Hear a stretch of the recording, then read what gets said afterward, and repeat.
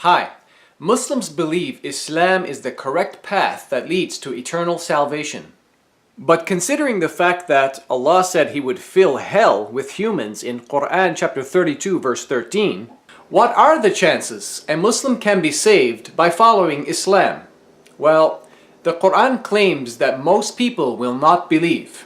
In chapter 12 verse 103 it says, وَمَا أَكْثَرُ النَّاسِ وَلَوْ حَرَصْتَ بِمُؤْمِنِينَ, which means, and most of mankind will not believe, even if you desire it eagerly. Just a few verses later, in verse 106, it says that most of the people who do believe do so while committing idolatry at the same time. وَمَا يُؤْمِنُ أَكْثَرُهُمْ بِاللَّهِ إِلَّا وَهُمْ مُشْرِكُونَ, which means, and most of them believe not in Allah except that they attribute partners unto Him. And according to Islam, shirk or idolatry is the unforgivable sin if you die in that state. See Qur'an chapter 4 verse 48 and verse 116. Also, we know from the exegesis of the Qur'an, in this case the Tafsir of Ibn Kathir, that this verse refers to Muslims who are committing shirk. So now that we know the Qur'an teaches that most people will not believe, and that most of the Muslims who seem to believe are actually hypocrite idolaters, I would like to give you a probability calculation which gives you an average idea how many people will go to heaven or hell. And these calculations are based on Qur'an chapter 12 verse 103 and verse 106. Because the Qur'an chapter 12 verse 103 says that most people are disbelievers, a minimum probability calculation results in at least 50.01% disbelievers, which results in 49.99% of the believers.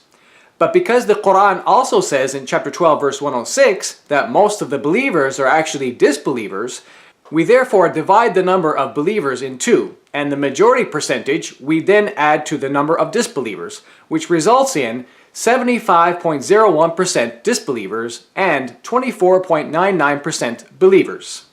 Now, without boring you with too much mathematics, as you can see, I applied the same concept to a maximum probability calculation.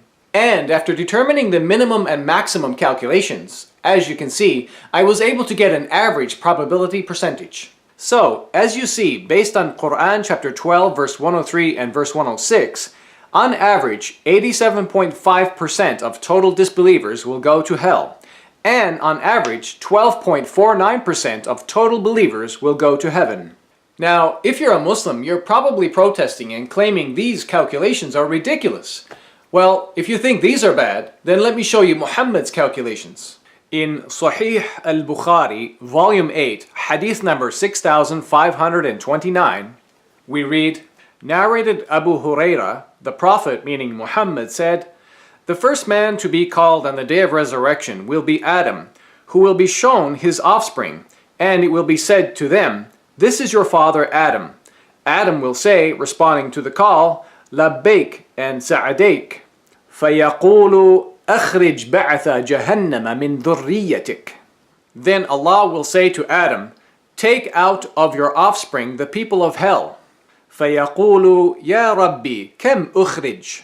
Adam will say, 'O Lord, how many should I take out?' فَيَقُولُ أَخْرِجْ مِنْ كُلِّ مِئَةٍ تِسْعَةً وَتِسْعِينَ. Allah will say, 'Take out 99 out of every 100.